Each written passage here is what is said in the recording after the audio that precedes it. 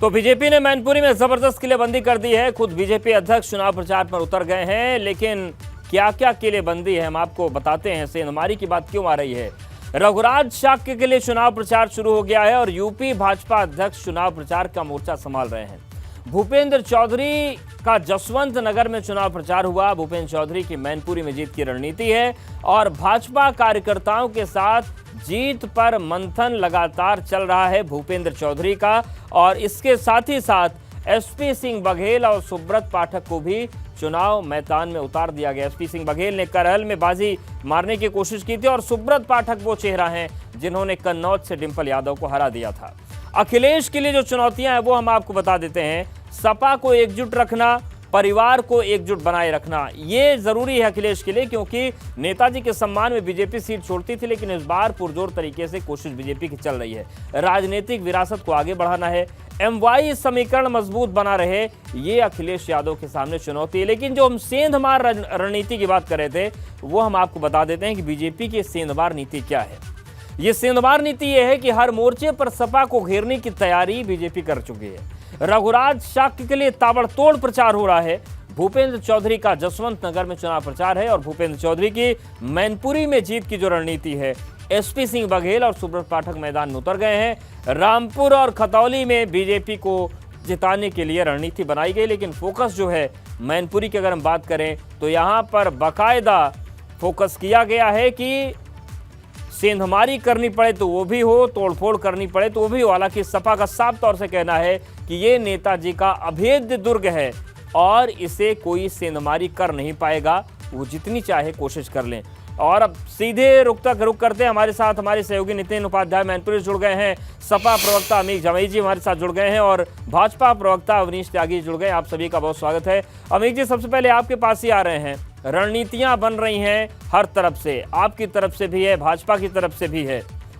ये चुनाव हर बार की तरह आप लोगों को लग रहा है आसान मैनपुरी का, या इस बार लगता है कि चुनाव में टक्कर है?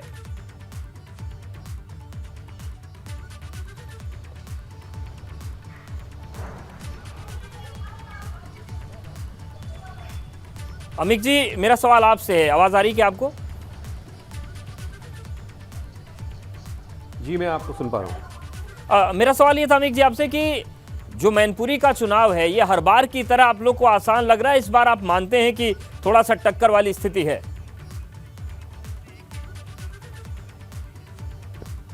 नहीं, मैनपुरी की लोकसभा की सीट पर कोई टक्कर नहीं है। और मैं आपको अवधेश भाई एक बहुत ही इम्पॉर्टेंट बात इस सीट पर और भी बता रहा हूँ कि 1960 के ज़माने से, प्रजा सोशलिस्ट पार्टी के ज़माने से ये एक सोशलिस्टों का एक बहुत ही बैशन रहा है, गढ़ रहा है। और इस बार एक महिला इस सीट को रिप्रेजेंट करने जा रही हैं।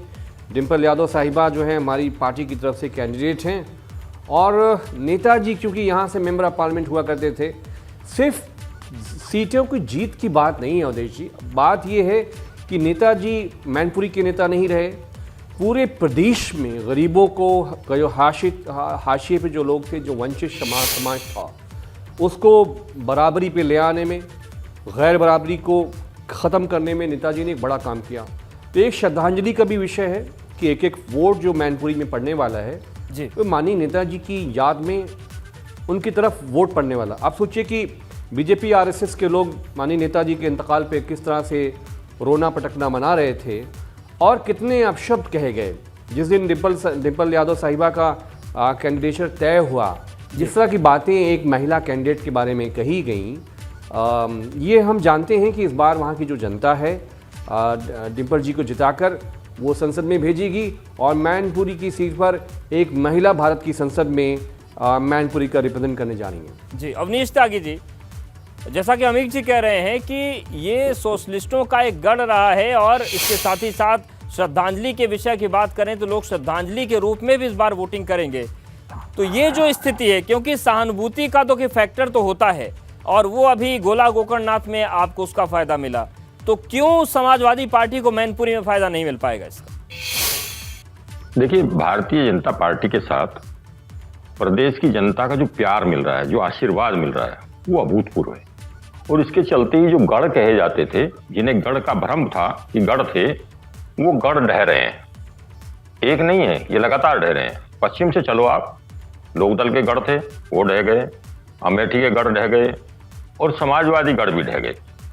और जो रामपुर में गढ़ था, जो एक कम्युनल गढ़ बना लिया था, वो भी ढह गया। तो गढ़ ढहने का काम जो शुरू हुआ है भारतीय जनता पार्टी के काल में, वो इसलिए शुरू हुआ है कि जनता का प्यार अभूतपूर्व है।